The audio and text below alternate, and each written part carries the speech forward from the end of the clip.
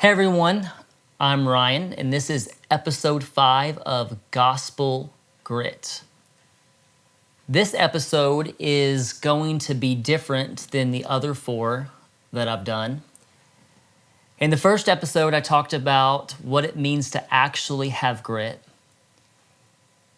And then I wanted you to get a look at what it looks like for people to have grit personally in their own life and to carry the gospel with them at the same time. But today I just feel the need to be vulnerable and to share what it looks like to walk with Jesus and be okay with it not being easy. Because to me, that's gospel grit. To be honest with you, over the last 13 years of my life, there's been lots of ups and downs. Because in that 13 years, I've been in full-time vocational ministry. Currently, I'm a pastor of a church.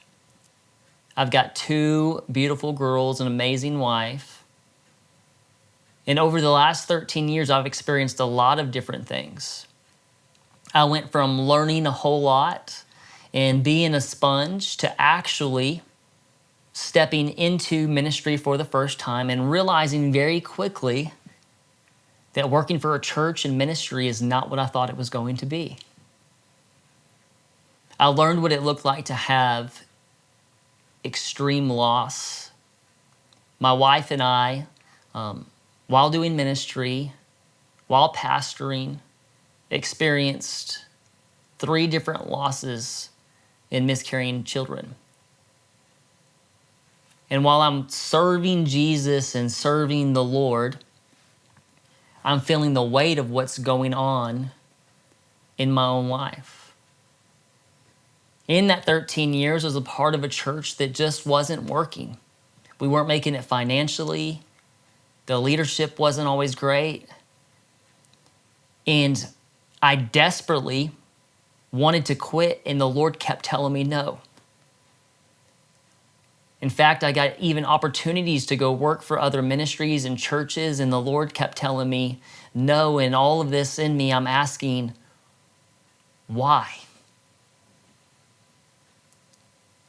I then went from being the youth pastor to becoming the pastor of that church, and that church that was not making it financially and was struggling. Immediately, everything that I had prayed for in becoming the pastor of a church, I felt the weight of it suddenly.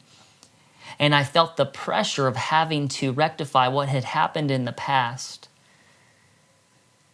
Then as I saw the Lord's blessing on it, then I went from feeling the pressure of needing to succeed, then to feeling the pressure of success. See, friends, gospel grit is not something you talk about, it's something that you live.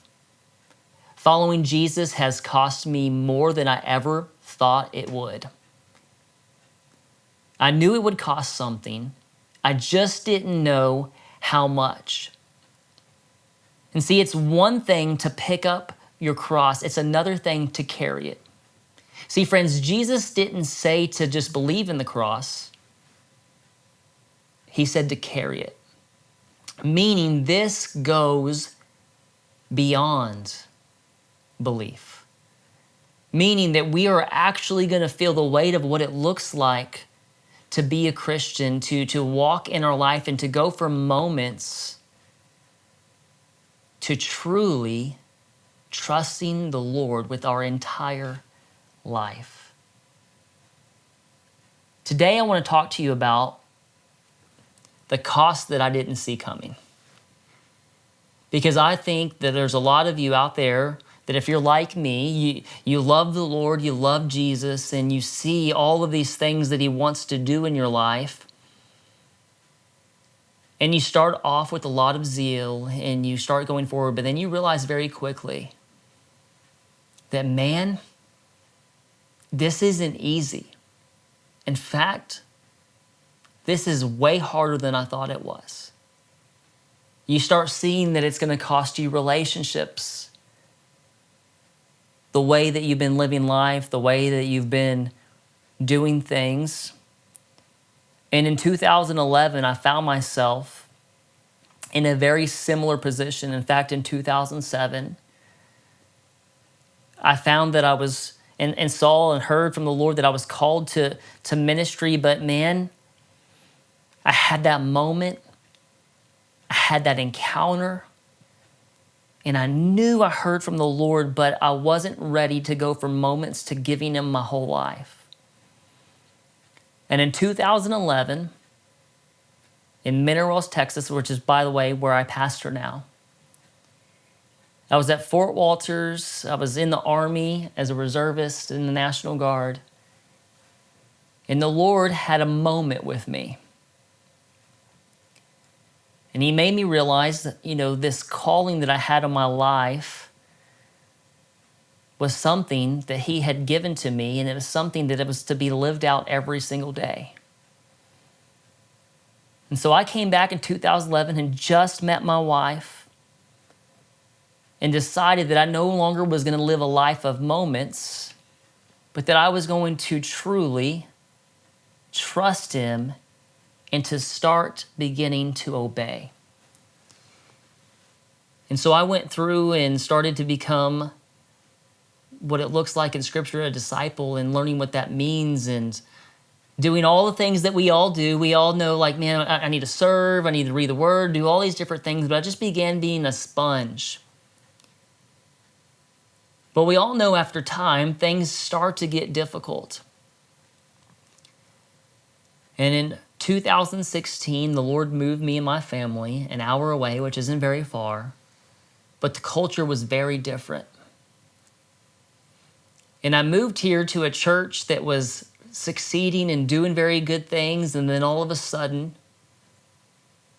a moral failure by the leadership began to crumble the internal being of the church, affected its finances, its decision-making, all those different things. And I began to feel the weight of it. And 2017 through 2019 was a very difficult season in my life. I was doing youth ministry. I was a youth pastor at this time. And the Lord just was very clear, keep staying connected to me. But here's what I realized. I was really good at doing. I wasn't really good at connecting. And I'm talking about that connection with the Lord. See, I was so busy with life that I didn't really always take the time or pay the cost of pausing for a second to trust the Lord. And in 2021, I began to become the pastor of this church and started that process. We'd become a new church, a new entity, gone through lots of transition. I'm 32 years old. I'm a dad. I'm a husband. And now I feel the weight of leading a church that over the last 5 years has grown to about half the size and has never supported itself financially. Now, initially, with some zeal and some drive, I began to see some results, but really, I believe when we get to 2022 in my life, I've taken the church as far as I could with where I was at that moment in my life. In 2022, the end of the year, early 2023, I realized that I could not continue to keep doing life the way that I was doing it. I was trying to run other ministries in our church. I was trying to run the church. I was going, but I wasn't taking the time to trust the Lord and to spend time with Him. And so I had decided that moment that I was going to take this spirit, soul, and body thing seriously. If you're watching today and you don't know, you are a spirit. That is your innermost being. At the moment of your salvation, you're made alive by the Holy Spirit because of your believing in Jesus. Your soul is your mind, will, and emotions. And really, this podcast is spending a lot of time rewiring this thing right here because it's what's changed my life. And then you have a body that is the temple of the Holy Spirit. And so something happened in me that I realized that I couldn't keep doing things the way that I was doing. I was working 90, 100-hour work weeks. I wasn't taking days off. And I had gained weight and gotten out of shape. And I realized the church, the ministry the Lord had put me over, was only going to get as healthy as I was willing to be. Now I see, like, Ryan, like, how does this have to do anything with cost? See, I was willing to do, but I wasn't willing to deal with everything that was broken in me. And so in 2023, I began this process of not only working out, but taking more intentional time with the Lord. I started clearing my Fridays and, like, you know what? I'm not the best at taking off. I'll just be honest with you. But for the last 3 years, I've cleared my schedule on Fridays. I don't do anything on Fridays that's not family-oriented, except for very few exceptions. And I began to transform my life and my trust in Him, and I was willing to not only do the things that He was asking me to do that weren't easy, but really to stop just depending on myself to do them, but to depend on the Lord. And it just so happens that 2023 was the toughest year of my life. To be honest with you, there were many times, I knew I never was going to entertain it, but there were many times that the idea of quitting popped in my head. Now, I'm a guy that struggles with pride, and so there's no quitting in me. I'm going to keep going, but it just kept popping in my head. Ryan, why are you doing this to yourself? I'm in this process of trying to heal. I'm in this process of just trying to make connection with the Lord a priority in my life. And I'm being hit with death after death. I did more funerals in 2023 than I did weddings. And most of them were young people and friends and people that I cared for deeply. I had more fires to put out in 2023, ministry speaking, because if you don't know, the hardest part of this calling that we walk into in ministry is people. But I decided that I was going to refuse to let my calling replace my connection. And ministry is hard. Our calling is hard. And friends, we need connection with the Lord to be able to do hard things. So what's crazy to me in all of this that I'm sharing with you, that as I began this process of taking time to spend more time with the Lord, as I was doing all of these things in ministry, and I had all this drive and all this grit, but I realized very quickly that all this drive and all this grit really didn't do anything for this right here unless I had took time to have connection with the Lord.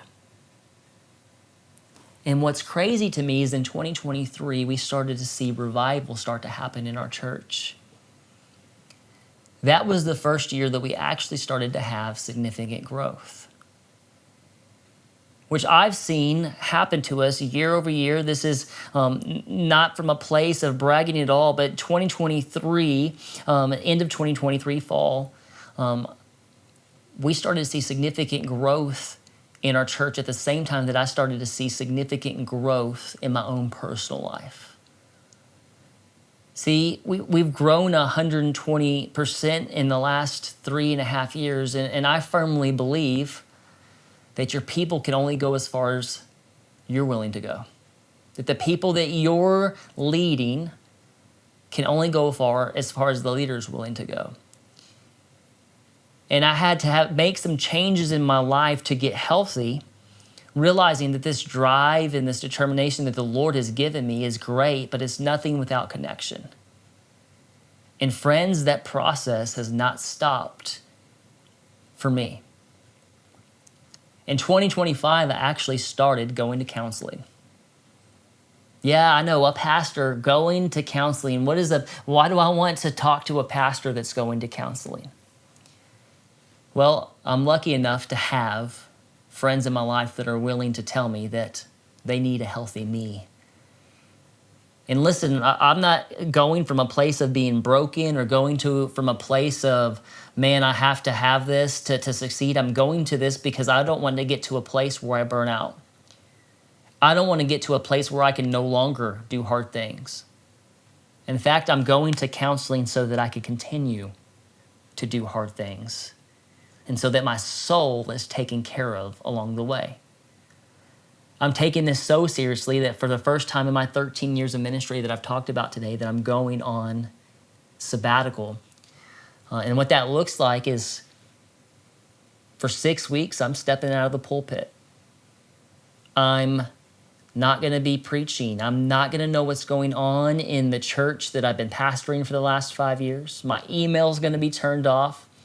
I am going to hate every second of that, not knowing what's going on. But what I'm excited about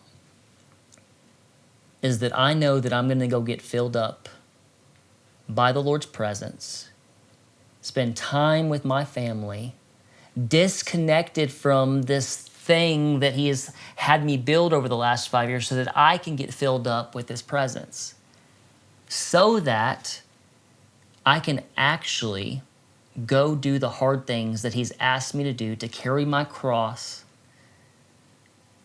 knowing that He is the one who's given me the strength to do it. A lot of us want the calling, but not the cost. You want purpose, but no pressure. You want Jesus, but not more than everything else. God didn't hide the cost. This is why Jesus tells you to carry the cross. That means this goes beyond belief. This goes giving your whole life to Him. Not just one moment, but trusting Him with every piece of your life. Walking with the Lord every day and every moment is a very difficult thing, which is why you need to have access. Friends, we have to be willing to pay the cost. And friends, it's bigger than you know. My friends have changed over the years.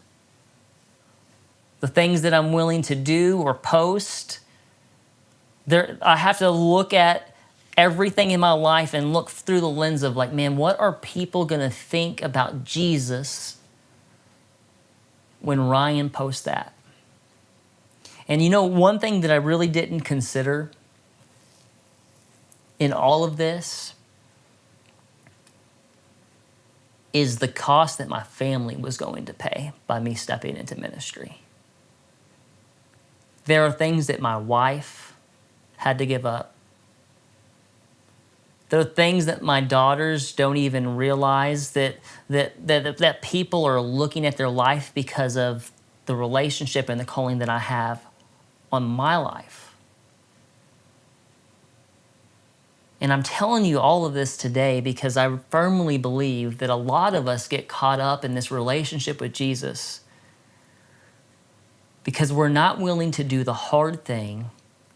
We're not willing to pay the cost. And ultimately, it's because we refuse to stay in connection with the Lord. Today, if you're watching Gospel Grit, walking with faith, putting your faith in action, walking with faith that we are willing to allow it to cost us something, is knowing that you need Jesus every moment of your life. Not from Sunday to Sunday, not when the account's not adding up, but that you need access to Him every single day. But friends, walking with the Lord every day, if you listen to His voice and you're listening to what He's asking you to do, it'll cost you comfort, it'll cost you control, it'll cost you approval. This is a hard thing that we must get used to doing. And remember, this podcast that you're watching today, it's not for everyone. You may be watching this right now and you're like, Ryan, I'm not willing to do this. Then this podcast is not for you. This podcast is for the Christian that is finally ready to do something with this relationship with the Lord, that is finally willing to go beyond the norm, that is willing to do what the disciples said in Acts and to move forward and to count it all joy, all the suffering, all the loss, all the things that can happen in ministry, but to count it all joy because we are advancing the gospel. So how do we begin to do hard things? How do we begin to willing to pay the cost? Something that has helped me tremendously is I began to do hard things and to train my flesh so that when it's time for my spirit to do a hard thing, it's easier to do it. I absolutely love running. I know you're watching this and you're like, man, I can't stand running. Find something else. In the fall, I ran my first ultra marathon.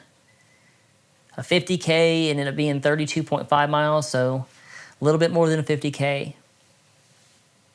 And I had to train for weeks for that event. Putting hundreds of miles in, getting dehydrated at points, learning what it looks like to have the adequate nutrition, learning what I need to have this endurance to run this race. And it was a very difficult thing for me to get my flesh to be willing to do that because we all know after a few miles, your body just wants to stop. And even though I had put in all this work and all this effort on the day of the race, miles 11 to 19, I found my body wanting to quit. Now, if I hadn't done all of the training ahead of time, if I hadn't put all of the hours in ahead of time, in that moment, I would have. But because I had prepared, I knew exactly what to do over those next few miles to get my body from wanting to quit. When I got to mile 20, it was like I was running a brand new race. In fact, I was running with a buddy of mine, and he was like, man, you're running right now at mile 20 like we just started the race. It's because I began doing the things that I knew I needed to do to get my body back in rhythm. Friends, a lot of us can't do hard things, spiritually speaking, because we spend no time training our spirit on how to handle hard things. We spend no time in His Word. We spend no time in His presence. We spend no time listening to His voice and asking Him what we want to do in our lives. And we get to these hard things and these hard moments and we experience pain. And I know a lot of you have, and I'm sorry. But we get to these moments in our life where, man, that I need to walk through this difficult season faithfully, and we can't begin to do it because we've never experienced what hard things actually look like and trusted the Lord through them. And so when it meets us in this race called life, we give up. We turn the direction and we start over. We go into a different direction than what the Lord is calling us to step into. But friends, along the way, what you can gain by continuing to walk with the Lord is worth everything. Because a surrendered life doesn't belong to you anymore. I want you to ask yourself right now, what is following Jesus actually costing you? If it's costing you nothing, if nothing's changed in your life, then it's probably not costing you enough.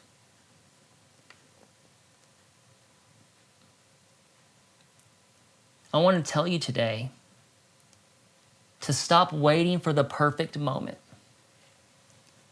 Gospel grit isn't loud, it's daily obedience. Quiet decisions when nobody sees. It's being faithful to the Lord all day long, because we all know how difficult that can be.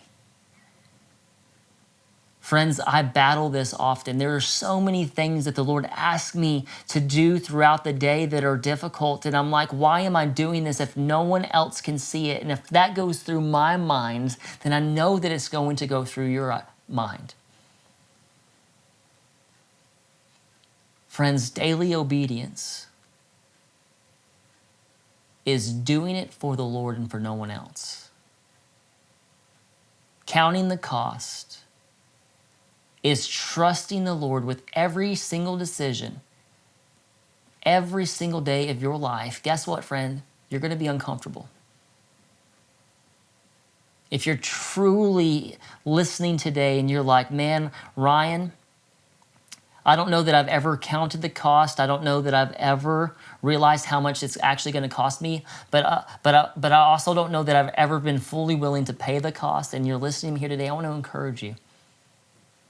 Start listening to the Lord's voice, one step at a time. You don't drift into this kind of faith. You choose it. You don't find grit. You choose it. Friends, today, stop waiting for the perfect moment. Stop waiting for clarity. Start choosing obedience. What's the last thing He told you to do? You don't need the whole plan. You just need to take the next step. Some of you are experiencing hardships in your life. And right now you're on the brink of either falling away or turning the other direction because, man, you're like, Ryan, I can't do this anymore. You're right, you can't. But He can. And so in this moment, while it'd be easy to turn away, I want to encourage you to do the hard thing and to choose to trust Him. Earlier in this podcast, I shared what it looked like to be in ministry and to walk through several losses with my wife. And I talked to you about what it was like to be at a church that wasn't necessarily healthy. And I can tell you, friends, none of those seasons were easy. With my wife, she was broken. She was sobbing, and I would be there holding her, not knowing what to say, and still leading people and doing ministry the next day. But friends, somehow miraculously, by choosing to walk with Him, by choosing to stay connected to Him, by choosing a life of obedience and trusting Him and putting my faith in Him, He got us through that and gave us the peace that only He can give. And now I have two beautiful, amazing walking miracles that we were told may never happen. Friends, I thought I was going to have to leave the church that I'm sitting at, filming at right now, to step into the calling that I have. But somehow I'm sitting here today as the lead pastor, years later, and I'm sitting in this church that I thought could never be healthy. And it's the healthiest it's ever been. It's not perfect by a long stretch, but it's healthy. Friends, as we do hard things, God is faithful to walk us through those things. If we'll stop living a life of moments and start living a life of surrender and obedience, He is faithful to get us through this race called life. This is gospel grit, and it will cost you something.